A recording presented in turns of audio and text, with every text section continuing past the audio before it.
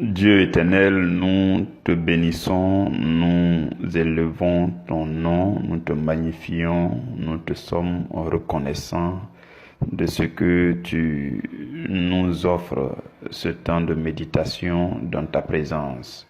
Seigneur Jésus, nous te disons merci pour tous tes bienfaits dans nos vies. Nous te prions de permettre à ton esprit, le Saint-Esprit, d'être encore au contrôle durant ce moment de méditation. Saint-Esprit, je te prie de nous rejoindre. Rejoins-nous et conduis ce moment. Au nom de Jésus, Amen. Frères et sœurs, nous sommes le vendredi 11 juin et notre sous-thème, c'est un sous-thème que nous commençons aujourd'hui, que nous allons méditer sur 2 jours. L'autorité de notre foi en Christ surpasse toute pratique supplémentaire. L'autorité de notre foi en Christ surpasse toute pratique supplémentaire. Frères et sœurs, ce n'est pas facile d'aller calmement et aussi d'aller rapidement. Surtout lorsque le sujet est pertinent et consistant en même temps. Mais nous nous soumettons à la grâce du Seigneur, à la grâce du Saint-Esprit pour que nous puissions recevoir de lui tout ce qu'il a à nous dire concernant la première partie de ce sous-thème. Voilà pourquoi je nous prie aussi de disposer nos cœurs dès maintenant afin d'y aller ensemble. Alors, le sous-thème dit « L'autorité de notre foi en Christ surpasse toute pratique supplémentaire ». En fait, ce que nous allons faire aujourd'hui et demain, il s'agit de comprendre le sens spirituel de chacune des pratiques associables à la foi chrétienne. Et depuis mardi, depuis 3 jours, nous avons parlé de ces pratiques, les pratiques associables à la foi chrétienne, les pratiques un peu plus étranges, les dévotions et leurs objets. Donc ce que nous ferons à partir d'aujourd'hui, c'est de comprendre le sens spirituel de ces choses. Donc, dans l'ensemble, durant ces 3 jours passés, nous avons vu essentiellement 6 points. Donc aujourd'hui, nous allons reparcourir 3 points et nous allons comprendre le sens spirituel des choses. Durant les jours passés, quand on a parlé de ces choses, on n'a pas abordé le côté spirituel. On a parlé des endroits bibliques où ces choses sont pratiquées, ainsi de suite. Juste pour voir que c'est biblique et que aucun chrétien ne doit être en conflit avec un autre chrétien qui pratique ces choses parce que ces choses ont un fondement biblique. C'est ce que nous avons fait durant ces 3 jours. Maintenant, nous allons voir l'aspect spirituel, le sens spirituel, le but spirituel dans lequel Dieu a ordonné ces choses. Vous comprenez? Donc, pour ces enseignements, le but sera de découvrir comment l'autorité spirituelle de votre foi est la chose la plus importante et la plus pertinente par rapport à toutes les pratiques. Et en le sachant, vous allez discerner vous-même comment vivre votre foi chrétienne pour qu'elle soit fructueuse et productive pour votre mission sur la terre. Donc, nous allons voir aujourd'hui trois choses. On va reparcourir la question de l'huile d'onction. Ensuite, nous allons voir en deuxième point l'encens, les parfums à l'Éternel. Et en dernier point, nous allons voir l'eau bénite. Vous voyez, on va aller à travers ces choses calmement. Comme je vous l'ai dit, les enseignements d'aujourd'hui et de demain sont les enseignements les plus pertinents de cette semaine. Pourquoi? Parce que ça va révéler comment est-ce que votre foi peut être munie d'autorité spirituelle. Commençons tout de suite avec l'huile d'onction. Donc, je voudrais nous parler de l'huile d'onction spirituelle. Voilà, donc nous abordons les choses côté spirituel. Donc, qu'est-ce que l'huile d'onction spirituelle? On a parlé de l'huile d'onction, le liquide touchable et palpable, visible, que nous voyons, que nous avons dans nos bouteilles, souvent à l'église. Donc, on a parlé de ça. Aujourd'hui, nous allons voir c'est quoi l'huile d'onction spirituelle. C'est-à-dire que c'est spirituel, on ne voit pas. C'est quoi l'onction spirituelle? Et nous allons mettre ça face à face avec l'huile d'onction physique, le liquide là. Et puis vous allez vous-même discerner c'est quoi la chose qui surpasse l'autre. C'est quoi la chose la plus importante. Hein? Alors vous pourrez mieux discerner les choses par la suite. Lisons dans Luc au chapitre 9. Dans Luc chapitre 9, au premier verset, la Bible dit, Jésus ayant assemblé les 12, leur donna force et pouvoir sur les démons, avec la puissance de guérir les malades. Ça, c'est le verset 1. Bon, donc Jésus les envoie en mission. Si vous lisez verset 2, verset 3, il va leur dire, ne prenez rien, ainsi de suite. Donc, au verset 10, vous verrez que la Bible dit, les apôtres, étant de retour, racontaient à Jésus tout ce qu'ils avaient fait, ainsi de suite, ainsi de suite. Vous voyez, donc c'est Jésus qui a envoyé les 12 apôtres en mission et il leur a donné quoi? Il leur a donné force et pouvoir sur les démons et il leur a donné la puissance de guérir les maladies. Hein? Lisons encore dans Marc chapitre 6, sur le même sujet. Dans Marc chapitre 6, si vous lisez le verset 7 à 9, la Bible dit, c'est la même histoire. Hein. La Bible dit, alors il appela les 12. Il commença à les envoyer 2 à 2 en leur donnant pouvoir. Il leur a donné quoi? Pouvoir sur les esprits impurs. De l'autre côté, la Bible dit, il leur a donné pouvoir sur les démons. Au verset 8, Marc chapitre 6, il leur prescrivit de ne rien prendre pour le voyage, si ce n'est un bâton, de n'avoir ni pain, ni sac, ni monnaie dans la ceinture, de chausser des sandales et de ne pas revêtir 2 tuniques. Donc vous voyez, Jésus leur envoie et puis il leur donne quelque chose et il leur dit aussi de ne rien prendre. C'est bizarre. Ça veut dire que ce qu'il leur a donné, c'est la chose la plus importante pour la mission. Ok. Dans le verset 12, la Bible dit, il partit et il prêchait la repentance. Et au verset 13, il est écrit, il chassait beaucoup de démons et il oignait d'huile beaucoup de malades et les guérissait. Donc, nous voyons que quand Jésus les a envoyés, il leur a dit de ne rien prendre, mais il leur a donné le pouvoir, la force, la puissance sur les esprits impurs. Et arrivé là-bas, ils vont exercer la puissance. Et on va voir que ça a été accompagné aussi d'onction d'huile. Vous comprenez? Ok. Lisons encore dans Luc chapitre 10. Dans Luc chapitre 10, la Bible dit, à partir du verset 1, après cela, le Seigneur désigna encore 70 autres disciples. Vous voyez, les premiers qu'on a lus, ça concernait les 12 disciples. 70 autres disciples. Et il les envoya 2 à 2 devant lui dans toutes les villes et dans tous les lieux où lui-même devait aller. Il leur dit, la moisson est grande, mais il y a peu d'ouvriers. Priez donc le maître de la moisson d'envoyer des ouvriers dans sa moisson. Partez. Voici, je vous envoie comme des agneaux au milieu des loups. Ne portez ni bourse. Donc, la même chose qu'il avait dit au 12, il est en train de dire ça au 70. Ne portez ni bourse, ni sac, ni souliers, et ne saluez personne en chemin. Vous voyez, c'est presque la même instruction. Et au verset 17, la Bible dit, les 70 revinrent avec joie, disant, Seigneur, les démons même nous sont soumis en ton nom. Et au verset 18, Jésus leur dit, je voyais Satan tomber du ciel comme un éclair. Voici, je vous ai donné le pouvoir de marcher sur les serpents et les scorpions et sur toute la puissance de l'ennemi et rien ne pourra vous nuire. Vous comprenez? C'est magnifique. Donc, qu'est-ce qui se passe?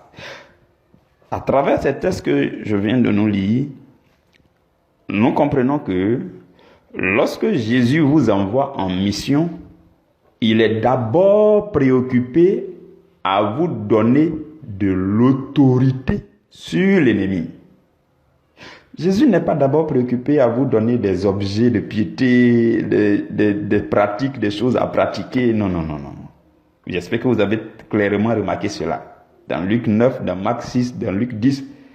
La Bible dit, il leur a donné quoi? Force et pouvoir sur les démons. Avec la puissance de guérir les maladies. Et dans Marc 6, il dit, il leur a donné encore pouvoir sur les esprits impurs. Donc Jésus les envoie en mission. Jésus ne leur dit pas prenez des choses, des objets, prenez ceci. Au contraire, il leur dit ne prenez rien. Maintenant, arrivé là-bas, bizarrement, on se rend compte qu'ils ont oint les malades. On dirait qu'eux-mêmes, ils ont pris huile d'onction aussi pour partir. Jésus a dit de ne rien prendre, mais bon, arrivé là-bas, ils ont huile d'onction. C'est pas grave. Mais nous remarquons que prioritairement, Jésus donne d'abord à ses envoyés, à ses disciples, aux chrétiens, le pouvoir, la puissance, l'autorité et la force sur l'ennemi. C'est la chose que Jésus donne prioritairement à ses envoyés. Et c'est ce que nous venons de remarquer. Selon la Bible, frères et sœurs, Jésus lui-même n'a jamais fait d'onction d'huile. Lisez très bien le Nouveau Testament, vous avez remarqué que Jésus lui-même n'a jamais... On n'a pas dit quelque part Jésus a oint quelqu'un avec huile d'onction. Il a fait sa salive, les choses comme ça qu'on a vu la dernière fois. Mais Jésus lui-même n'a jamais fait d'onction d'huile. Son onction, c'est une onction spirituelle. L'onction de Jésus, c'est une onction spirituelle qui guérissait les malades et qui se manifestait dans son ministère. C'est ça, cette onction spirituelle. Donc, votre bouteille d'huile d'onction que vous avez est une très bonne chose. Mais c'est l'autorité de votre foi, c'est l'onction spirituelle qui opère. Vous comprenez? Dans Jacques au chapitre 5, au verset 14, la Bible dit « Quelqu'un parmi vous est-il malade, qu'il appelle les anciens de l'église et que les anciens prient pour lui, en loignant d'huile au nom du Seigneur. » Ce verset, on a déjà lu. Je suis en train de relire pour vous faire découvrir quelque chose. Donc la Bible dit si quelqu'un est malade, qu'on appelle les anciens, que les anciens viennent avec une bouteille d'huile d'onction et qu'on loigne au nom du Seigneur Jésus. Maintenant, lisez le verset 15. Le verset 15 dit, la prière de la foi sauvera le malade. Ce n'est pas la bouteille d'huile en tant que telle qui devait sauver le malade. Quoi que ce soit quelque chose de très important. Mais à cette bouteille d'huile, à cette onction d'huile, il faut joindre la prière de la foi. Au verset 15. La prière de la foi sauvera le malade. L'onction d'huile est une très bonne chose, mais lorsque vous joignez la prière de la foi, alors l'ennemi sait que vous comprenez ce que vous faites. Vous comprenez? Et vous remarquerez aussi que Jésus n'a jamais été oint avec l'huile d'onction. J'espère que quand vous lisez la Bible, vous avez remarqué ça. Jésus n'a jamais été oint avec huile d'onction. Où on dit non, voilà, on l'a consacré, on l'a mis huile d'onction, comme ils ont fait pour les David là. Moi, je n'ai pas vu ça dans le Nouveau Testament. Jésus n'a pas été oint. Mais Jésus a été oint avec une onction spirituelle. Dans Luc au chapitre 4, verset 18, Jésus dit, « L'Esprit du Seigneur est sur moi parce qu'il m'a oint. » Qui a oint Jésus? L'Esprit de Dieu. Avec quoi? Ce n'est pas en tout cas avec une bouteille d'huile d'onction. Mais Jésus dit, il a été oint. L'Esprit du Seigneur est sur moi parce qu'il m'a oint pour annoncer une bonne nouvelle aux pauvres. Il m'a envoyé pour guérir ceux qui ont le cœur brisé, pour proclamer aux captifs la délivrance et aux aveugles le recouvrement de la vue, pour envoyer libres les opprimés, pour publier une année de grâce du Seigneur. Jésus a reçu l'onction pour accomplir tout cela. Mais ce n'était pas une onction d'huile liquide. C'était l'onction de l'Esprit du Seigneur, parce qu'il a dit, il m'a oint. Et nous savons que ce passage de Luc chapitre 4 verset 18, c'est lorsque Jésus était allé au désert pour faire 40 jours de jeûne. Quand il est sorti de là, la Bible dit au verset 14, la Bible dit, Jésus revêtu de la puissance de l'Esprit retourna en Galilée et sa renommée se répandit dans tout le pays. Donc cette onction spirituelle dont nous voulons parler, c'est en fait le revêtement de la puissance de l'Esprit de Dieu que Jésus a reçu. Et il est venu dire, moi Jésus, je suis oint. Mais ce n'est pas un homme qui m'a oint, c'est l'Esprit qui m'a oint. Mais l'Esprit n'a pas utilisé une bouteille d'huile pour me oindre, mais il m'a oint quand même. Vous comprenez? C'est ça l'onction spirituelle. C'est le revêtement de la puissance de l'Esprit. Parce qu'au verset 14, Luc chapitre 4, il dit, Jésus dit, la Bible dit, Jésus est revêtu de la puissance de l'Esprit. C'est ça, cette onction spirituelle. Vous comprenez?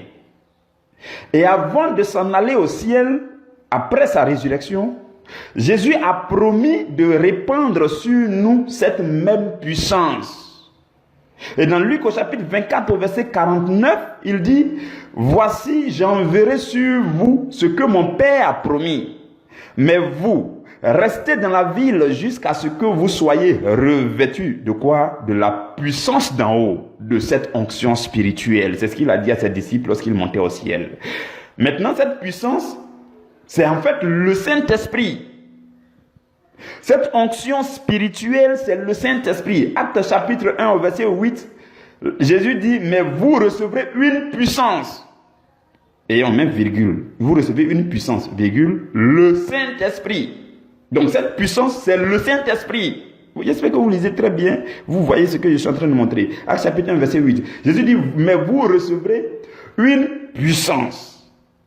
La puissance dont nous parlons, l'onction dont nous parlons, virgule, cette puissance c'est quoi? Le Saint-Esprit survenant sur vous et vous serez mes témoins à Jérusalem, dans toute la Judée, dans la Samarie et jusqu'aux extrémités de la terre.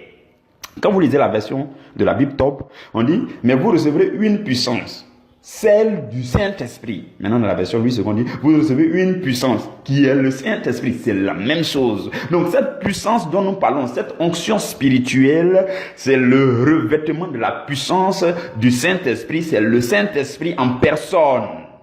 Vous comprenez? Donc, je vais récapituler. Que représente l'onction spirituelle? Cette onction spirituelle.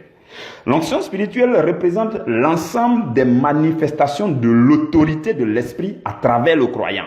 On les appelle souvent les dons spirituels. L'onction spirituelle représente la puissance communiquée par les révélations de la parole de Dieu au milieu de la prière, au milieu des temps d'enseignement. L'onction spirituelle aussi représente la gloire de Dieu ou encore la présence de Dieu qui accompagne vos actions. En un mot, l'onction spirituelle, c'est le Saint-Esprit. Le Saint-Esprit, c'est lui l'onction spirituelle qu'on reçoit de l'Esprit de Dieu au nom de Jésus. Le Seigneur m'avait conduit à travers une méditation assez profonde sur la différence entre l'Esprit de Dieu, le Saint-Esprit, l'Esprit Saint, ainsi de suite. Je pense qu'un autre jour, on va bien parler de ces choses de façon détaillée. Il y a une différence, il y a des nuances. Le Saint-Esprit, ce n'est pas l'Esprit de Dieu.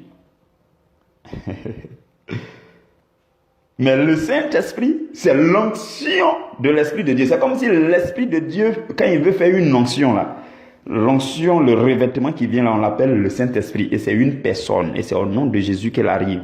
Et cette personne, on l'appelle l'onction du Seigneur, l'onction spirituelle ou alors le revêtement de puissance. On l'appelle aussi le Saint-Esprit. C'est différent de l'Esprit Saint. Ou bien c'est différent de l'Esprit de Dieu. Si vous lisez l'Ancien Testament, vous n'allez pas découvrir le mot Saint-Esprit là-bas. Oui. Si vous découvrez Saint-Esprit là-bas, c'est que c'est écrit en minuscule et puis c'est peut-être, on parle de Saint-Esprit, c'est-à-dire que l'esprit d'un homme saint, voilà. Mais le Saint-Esprit en termes de personne divine, c'est dans le Nouveau Testament qu'elle a été déployée. Et c'est la présence personnifiée et puissante de l'Esprit de Dieu là où le nom de Jésus est invoqué. C'est ça le Saint-Esprit. C'est le revêtement de l'Esprit de Dieu comme une personne qui descend à vos côtés, qui marche avec vous et qui vit en vous. Mais c'est au nom de Jésus que cette personne elle est présente. C'est la personne divine. C'est-à-dire c'est la personnification de l'Esprit de Dieu pour chaque personne. La dotation de la puissance de Dieu pour chaque personne. De l'onction de Dieu pour chaque personne pour marcher avec nous. Et c'est au nom de Jésus que cette personne opère. Bon, on aura une occasion pour mieux parler de ça. Donc c'est ça l'onction spirituelle. Bon, ce genre de différence-là, c'est trop profond. Donc si ça vous embête, vous laissez tomber. C'est trop profond, c'est trop spirituel. Le Saint-Esprit, c'est l'Esprit de Dieu, c'est l'Esprit Saint. Vous pouvez mélanger tout ça, vous n'avez pas péché. C'est parce que le Seigneur est en train de nous conduire dans des choses trop profondes. Souvent, ça nous fatigue. Si vous ne comprenez pas, laissez tomber. Un jour, le Seigneur lui-même va mieux vous expliquer. Donc, l'onction spirituelle, c'est cela. L'onction spirituelle se manifeste aussi par la joie du Saint-Esprit, qu'on appelle encore l'huile de joie. Dans Hébreux 1 au verset 9, Le psaume 45 au verset 8 a été repris là-bas. Où la Bible dit, tu as aimé la justice, tu as haï l'iniquité, c'est pourquoi, ô Dieu, ton Dieu t'a oint d'une huile de joie au-dessus de tes égaux. Non. Il t'a oint de quoi? Une huile de joie. Là, on parle de la joie du Saint-Esprit lorsque vous avez le revêtement du Saint-Esprit. Vous comprenez? Ok. Maintenant, comment recevoir cette onction spirituelle? Comment recevoir cette onction spirituelle? Je vous donne quatre choses rapidement que vous pouvez appliquer pour recevoir cette onction spirituelle. 5. La première chose, la nouvelle naissance. Bon, la plupart d'entre nous, on est déjà nés de nouveau. Deuxième chose, la communion avec Dieu à travers sa parole. Troisième chose, la communion avec Dieu à travers une vie de prière personnelle. Dans les jeûnes et dans les prières, personnellement. C'est ce qui fait que vous recevrez l'onction spirituelle. Quatrième chose, la communion avec Dieu à travers une assemblée de prière. Vous ne pouvez pas prier seul, et puis votre flamme va rester allumée tout le temps. Vous n'y arriverez jamais. Vous devez vous joindre à une assemblée de prière, un groupe de prière. Donc, quatrième chose, la communion avec Dieu à travers une assemblée de prière. Cinquième chose, la communion avec Dieu à travers le service dans l'œuvre. Vous devez vous engager. Si vous voulez recevoir l'onction spirituelle, le revêtement de cette puissance, vous devez être au service dans l'œuvre du ministère. Vous devez vous mettre au service d'un oint de Dieu. Que vous savez que celui-là est oint, vous mettez à son service. Et il sera le canal par lequel Dieu va vous oindre aussi. Vous allez recevoir cette onction. Les disciples ont été au service de Jésus. Et Jésus a été le canal pour qu'ils reçoivent l'onction. Les disciples des disciples ont été au service les uns des autres au fur et à mesure de génération en génération, et l'onction de Jésus s'est répandue jusqu'à aujourd'hui. Quand vous vous mettrez au service d'un oint de Dieu, l'onction de Dieu va venir sur vous. Donc 5 points, la nouvelle naissance, la communion avec Dieu à travers la parole de Dieu, la communion avec Dieu à travers une vie de prière personnelle, la communion avec Dieu à travers une assemblée de prière, et le fait de servir un oint de Dieu, de se mettre au service dans l'œuvre du ministère. En un mot, l'onction spirituelle, pour la recevoir, tout dépend de votre niveau de consécration à Dieu. Vous avez compris? Maintenant, que fait cette onction spirituelle? Les bienfaits de l'onction spirituelle sont multiples, mais je nous donne 4 rapidement. Le premier bienfait, c'est que l'onction spirituelle permet à notre flamme de briller continuellement. L'onction, ça veut dire huile, c'est ce qu'on dit. Oh, c'est l'huile qui fait briller une lampe. Vous comprenez? Vous vous souvenez de l'histoire des vierges sages et des vierges folles. C'est l'huile qui était dans leur lampe. C'est l'onction qu'il te faut pour que ta flamme continue de briller. Donc, cette onction te fait la première chose. Elle permet à ta flamme de briller continuellement. Deuxième chose que l'onction spirituelle fait, elle nous permet d'être la lumière dans le monde dans lequel Dieu nous a mis. Dans ton monde, tu seras une lumière là-bas parce que tu auras reçu l'onction. Troisième chose, l'onction nous donne de l'autorité et du pouvoir sur les forces du mal. Et la quatrième chose, c'est que l'onction nous permet de recevoir les connaissances les plus approfondies. La connaissance de Dieu, une plus profonde connaissance de Dieu. Dans 1 Jean chapitre 2 au verset 20, la Bible dit, pour vous, vous avez reçu l'onction de la part de celui qui est saint, et vous avez tous de la connaissance. Et dans 1 Jean chapitre 2, dans le verset 27, la Bible dit, pour vous, l'onction que vous avez reçue de lui demeure en vous, et vous n'avez pas besoin qu'on vous enseigne. Mais comme son onction vous enseigne toutes choses, et qu'elle est véritable, et qu'elle n'est point un mensonge, ainsi de suite, ainsi de suite. Et souvent, je nous dis que quand un homme de Dieu est en train de prêcher comme ça, ce n'est pas l'homme de Dieu qui vous enseigne. Mais au-delà de la voix de l'homme de Dieu, vous entendez la voix du Saint-Esprit. C'est comme ça que l'onction vous enseigne. Voilà pourquoi on dit, ce n'est pas un homme qui va vous enseigner, mais c'est l'onction qui vous enseigne. Vous comprenez? Donc, en un mot, l'onction spirituelle permet, ce que l'onction spirituelle fait dans nos vies, l'onction spirituelle nous consacre et nous sanctifie pour mieux remplir notre mission sur la terre. Donc, on va s'arrêter là pour ce qui concerne l'onction spirituelle. Vous comprenez? Donc, vous pouvez avoir votre bouteille d'huile d'onction, vous pouvez faire l'onction d'huile tout le temps, autant de fois que vous voulez, mais, frères et sœurs, le sens spirituel est plus profond que le liquide que vous avez. Et vous savez désormais que représente cette onction spirituelle. Vous savez comment faire pour recevoir cette onction spirituelle et vous savez ce que l'onction spirituelle peut accomplir dans votre vie sur la terre. C'est ce que nous venons de voir. Je vais passer au deuxième point. On va parler des parfums à l'Éternel. Donc maintenant, je vais nous parler du parfum spirituel. Parce que la dernière fois, on a parlé des parfums qu'on peut toucher, l'encens qu'on peut toucher.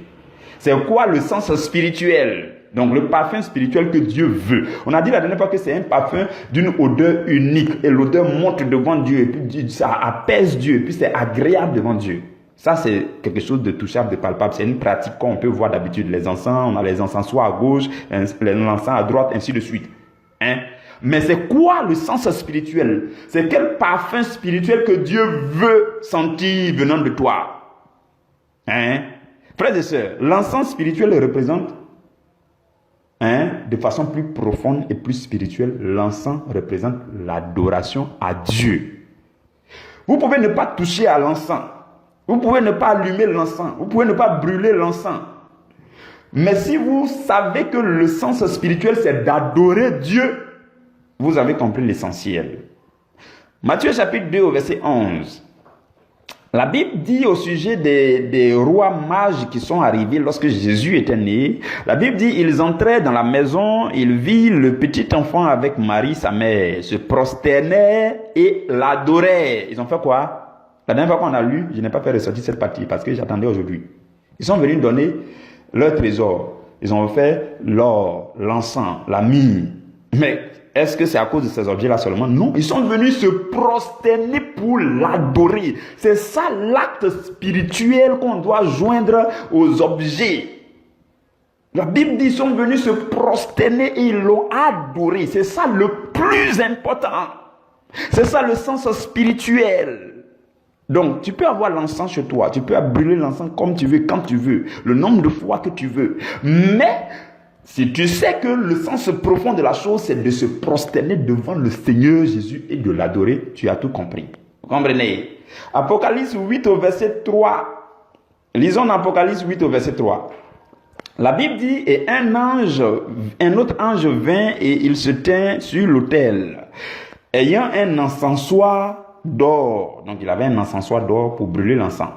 On dit, on lui donna beaucoup de parfums, afin qu'il les offrit avec les prières de tous les saints. Vous comprenez? Avec quoi? Les prières de tous les saints. Ça veut dire que l'ange ne pouvait pas offrir le parfum là seul. Le parfum en lui-même là, c'est pas ça le plus important. Mais c'est les prières qui accompagnent, c'est ça qui spirituellement, c'est cette odeur que Dieu doit sentir. Maintenant le verset 4 dit quoi? Apocalypse 8, verset 4. La fumée des parfums monta avec les prières des saints. Vous comprenez? C'est ça le plus important. La fumée des parfums, si ça monte seul et que ce n'est pas accompagné de prière, c'est pas ça de notre temps. Dans le Nouveau Testament, dans la Nouvelle Alliance, c'est pas ça qui est plus agréable. Ce qui est agréable à Dieu, c'est ton adoration, ta prière qui monte. C'est ça qui représente le parfum, c'est ça qui représente l'encens véritable. Et le roi David avait compris ça. Lisez dans Psaume 141 au verset 2. Là-bas, la Bible dit que ma prière soit devant ta face comme l'encens. Qu'est-ce qui doit être comme l'encens? Ma prière. Qu'est-ce qui représente l'encens? La prière. Qu'est-ce qui représente le parfum? La prière, l'adoration. Comprenez? Ok. Donc, si vous brûlez les meilleurs encens du monde chaque jour et que vous sombrez dans le péché aussi, frères et sœurs, vous n'êtes pas agréable devant Dieu. C'est ce que je vous dis maintenant. Oui. Si tu veux, faut brûler tous les meilleurs encens du monde. Chaque jour, chaque minute. Mais si tu sombres dans le péché, tu baignes dans le péché, tout ce que tu as fait là, c'est zéro. Voilà pourquoi les gens nous disent, c'est le sens spirituel qui est la chose la plus importante. Jérémie chapitre 44. Jérémie 44, on va lire à partir du verset 20. La Bible dit, Jérémie dit alors à tout le peuple, aux hommes, aux femmes et à tous ceux qui lui avaient fait cette réponse. L'Éternel ne s'est-il pas rappelé, n'a-t-il pas eu à la pensée l'encens que vous avez brûlé dans les villes de Juda et dans les rues de Jérusalem, vous et vos pères, vos rois et vos chefs et le peuple du pays? L'Éternel, au verset 22, l'Éternel n'a pas pu le supporter davantage. Le verset 22 dit quelque chose de grave. L'Éternel n'a pas pu supporter vos encens là davantage à cause de la méchanceté de vos actions. Donc si tu brûles tous les encens sur la terre, l'Éternel ne va pas supporter si tu es méchant. Vous comprenez? Et la suite dit, à cause des abominations que vous avez commises, et votre pays est devenu une ruine, un désert, un objet de malédiction comme on le voit aujourd'hui. Le verset 23. C'est parce que vous avez brûlé l'encens et vous avez péché contre l'Éternel. Donc si tu brûles l'encens, que tu pêches contre l'Éternel, tu n'as rien fait. Frères et sœurs, aujourd'hui, comprends que la chose la plus importante, c'est la chose spirituelle. Je ne sais pas qu'est-ce que tu pratiquais d'habitude, mais le Seigneur est en train de te dire aujourd'hui, toutes ces pratiques-là, faut associer l'acte spirituel qui doit accompagner. Sinon, tu n'as rien fait. Vous comprenez? Donc, je voudrais aussi nous dire, pour ce qui concerne l'encens, je voudrais aussi nous dire que si vous brûlez les meilleurs encens et que vos offrandes ne sont pas pures, vous passez aussi à côté de la plaque et vous n'êtes pas agréable devant Dieu. Hein? Tout à l'heure, il nous a dit, si vous brûlez les meilleurs encens, que vous péchez. C'est-à-dire que l'offrande de votre personne n'est pas agréable. Là aussi, c'est grave. Et je veux nous dire maintenant que votre offrande en termes de ce que vous donnez, si ce n'est pas agréable, si ça ne vient pas de votre cœur, la Bible dit, Dieu aime ceux qui donnent avec joie et sans tristesse. Donc, si tu brûles les meilleurs ensemble, mais lorsqu'il s'agit de donner une offrande à Dieu, tu grinces les dents, tu murmures. Ce que tu fais là, c'est zéro. Pourquoi? Malachie chapitre 1, verset 11. La Bible dit, car depuis le lever du soleil jusqu'à son couchant, c'est Dieu qui parle, il dit, car depuis le lever du soleil jusqu'à son couchant, mon nom est grand parmi les nations et en tout lieu on brûle de l'encens en l'honneur de mon nom. Et l'on présente des offrandes pures. Des offrandes comment? Pures. Donc, lorsque on brûle l'encens en l'honneur du nom de l'Éternel, les offrandes qui doivent suivre doivent être des offrandes pures, venant d'un cœur pur. Vous avez compris? Donc, le sens spirituel de l'encens, c'est d'abord les prières, l'adoration qui doit monter vers Dieu comme une odeur agréable. Et à la suite de ça, votre vie même doit être un sacrifice agréable. Et ce que vous donnez à Dieu doit aussi être un sacrifice agréable. Donc, peu importe, vous pouvez garder tous vos encens. Vous pouvez toujours brûler tous vos encens. Mais aujourd'hui, vous avez compris que la représentation spirituelle, c'est l'adoration, la prière qui monte vers Dieu. C'est aussi le fait que votre vie doit être une vie pure. Vous devez offrir votre corps comme un sacrifice pur et agréable à Dieu. Et ce que vous donnerez à Dieu comme offrande, que ce soit l'argent, que ce soit les biens que vous donnerez dans l'œuvre du ministère, que ces choses soient aussi propres et pures. C'est en cela que votre encens sera agréable devant Dieu. Sinon, votre encens n'est rien devant le Seigneur. Vous comprenez ces choses? Ok. Poursuivons. On va terminer avec l'eau. L'eau bénite. La dernière fois, on a parlé de l'eau bénite, l'eau expiatoire, l'eau de purification, ainsi de suite. Maintenant, on va voir c'est quoi le sens spirituel de l'eau. Donc, j'appelle ça l'eau spirituelle. Et c'est cette eau spirituelle que Dieu utilise pour nous purifier. La véritable purification se fait avec l'eau spirituelle. Sans même que vous ayez à toucher l'eau bénite. Sans que vous ayez à mettre l'eau bénite dans votre nourriture, à vous laver avec l'eau bénite. Matin, midi, soir, c'est l'eau bénite. À l'église, c'est l'eau bénite. Hors de l'église, c'est l'eau bénite. Dans ton sac, c'est l'eau bénite. Bon, aujourd'hui, je vais t'indiquer qu'il y a une eau bénite, qui est l'eau spirituelle, qui peut te purifier davantage. Si tu as compris ça, tu pourras continuer à utiliser ton eau bénite, mais aussi, comme tu as compris le sens spirituel, tu sais ce que tu fais. L'eau spirituelle, c'est la parole de Christ qui donne la vie éternelle et qui fait de nous une source de bénédiction pour les autres. Jean chapitre 4, verset 10. La Bible dit, Jésus lui répondit, il s'agit de la femme samaritaine avec Jésus au puits de Jacob. Jean 4 à partir du verset 10. Jésus lui répondit, si tu connaissais le don de Dieu, et qui est celui qui te dit, donne-moi à boire, tu lui aurais toi-même demandé à boire et il t'aurait donné de l'eau vive. Verset 11. Seigneur, lui dit la femme, tu n'as rien pour puiser et le puits est profond, d'où aurais-tu donc cette eau vive?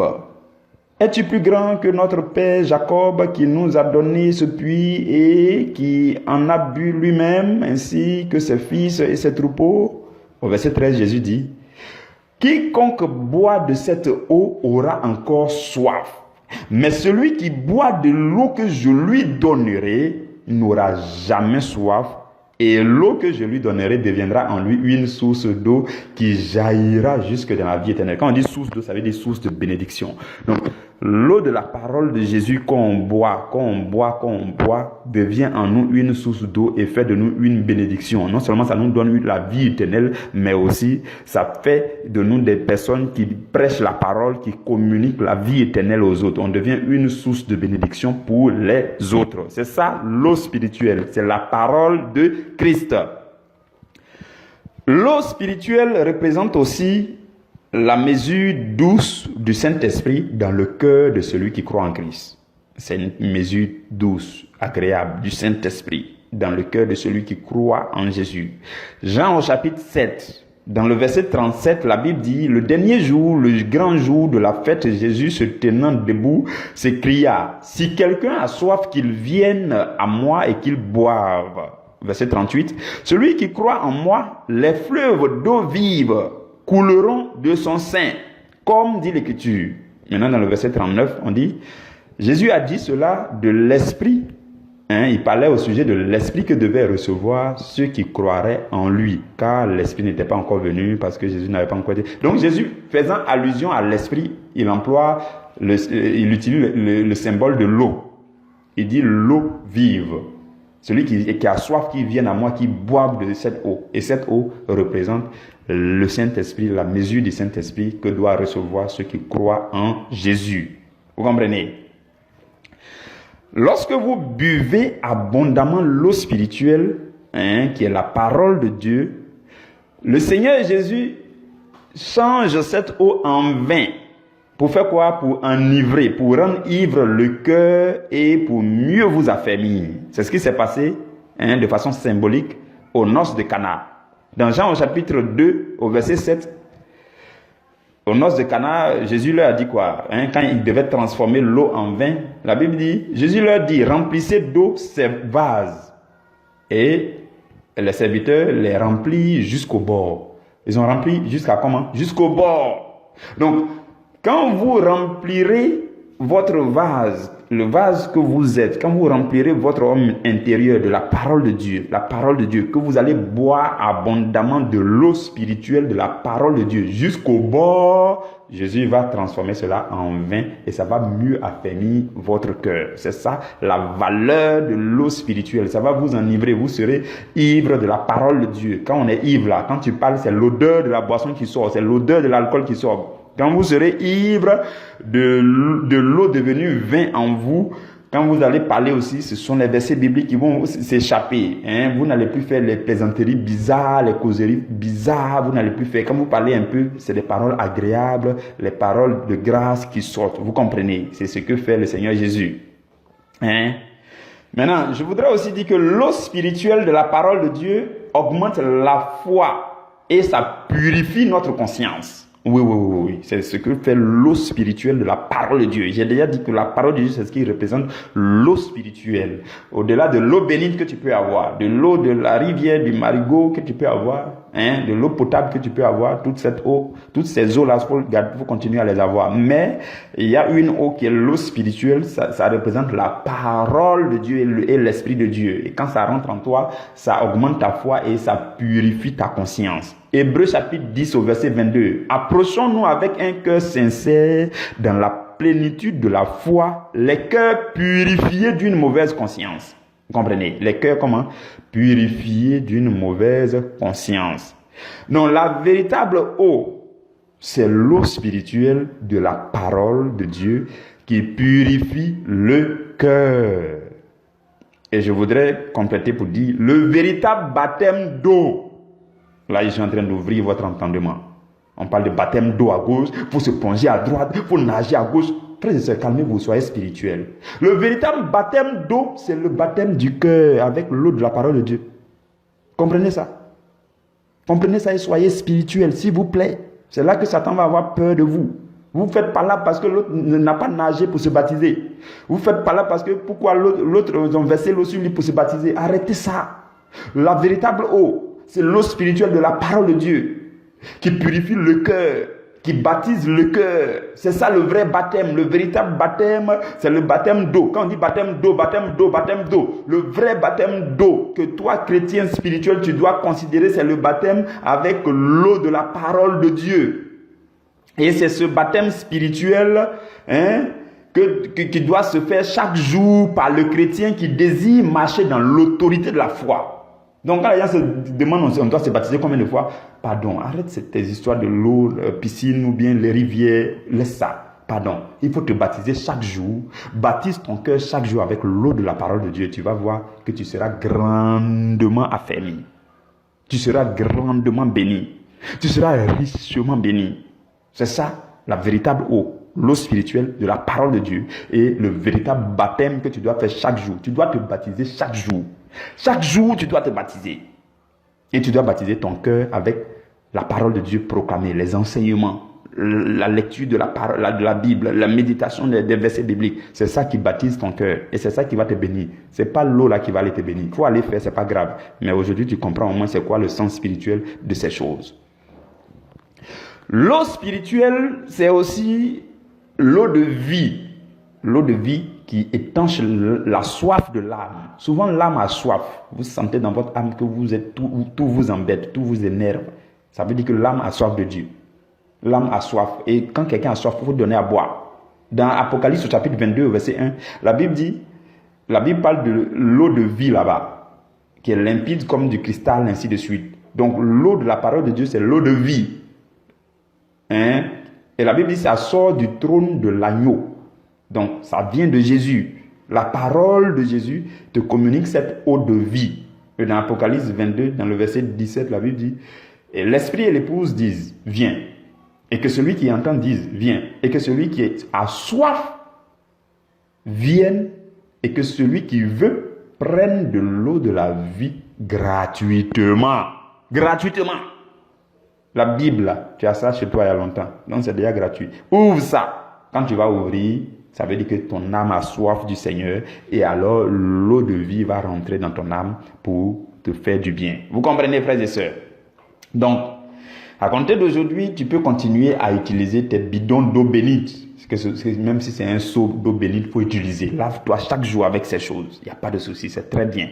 Mais il y a une eau bénite spirituelle qui te bénira d'une plus grande bénédiction en commençant dans ton cœur. C'est l'eau spirituelle de la parole de Dieu et du Saint-Esprit. Que Dieu vous garde et que Dieu vous bénisse. Nous en sommes à la fin pour notre méditation d'aujourd'hui. Il nous reste 3 autres choses à voir. Nous allons voir ces choses demain. Donc ce que nous sommes en train de faire, c'est de vous faire comprendre que, en plus de toutes les pratiques religieuses, nous devons activer le côté spirituel pour que notre foi ait de l'autorité. Et c'est l'autorité de la foi qui surpasse tout ce que vous pouvez pratiquer. Si quelqu'un fait toutes ces pratiques, il peut continuer à les faire. Mais il peut joindre à cela le côté spirituel des choses, la compréhension spirituelle des choses. Et il sera beaucoup plus affermi. Si quelqu'un ne pratiquait pas ces choses, inutile de se faire des conflits. Non. Il doit comprendre le sens spirituel des choses. Maintenant, si quelqu'un pratique ces choses qu'il ne comprend pas le sens spirituel, qu'il n'a pas l'application spirituelle, il risque d'être pire qu'un marabout, un féticheur. Faites attention à vous. Donc, la chose que je nous ai dit hier, c'est que il y a ce qu'on appelle la dévotion à la religion chrétienne et il y a ce qu'on appelle la dévotion à la foi chrétienne. La dévotion à la foi chrétienne, c'est la chose la plus importante et c'est ce qui va conférer de l'autorité à votre foi et c'est ce qui va faire que vous serez puissant face à l'ennemi et à toutes ses œuvres. C'est ce que le Seigneur est en train de nous dire durant ces 2 jours. Que les grâces de Dieu te remplissent, que ce message te communique la grâce, la force nécessaire pour que tu marches dans ces choses et que tu sois le chrétien selon le cœur de Dieu. Que Dieu te bénisse, que Dieu te garde. Saint-Esprit, nous te magnifions, nous te disons merci pour ce jour, merci pour ce temps d'enseignement, merci pour ta présence. J'ai admiré ta sainte et glorieuse présence. Merci de ce que tu nous as enseigné. Je t'aime de tout mon cœur, Saint-Esprit. Mon désir le plus ardent, c'est que tu demeures dans la vie de tes enfants. Oui, pendant que qu'ils ont entendu ces paroles, pendant qu'ils entendront ces paroles, Saint-Esprit, je te prie d'être de plus en plus actif et intense dans leur vie. Sois davantage à leur côté. Sois celui qui les éclaire, qui les illumine, qui les fortifie, qui les fait marcher dans cette vie. C'est ce que je désire pour chacun de mes frères, pour chacune de mes sœurs dans cette famille priorité à l'évangile. Je te prie, Saint-Esprit, de demeurer avec chacun de nous. Marche avec nous. Nous poursuivons nos temps d'enseignement et nous admirons grandement ta grande fidélité. Demeure continuellement avec nous. Nous le demandons au nom de Jésus. Amen. Rendez-vous demain à la première heure.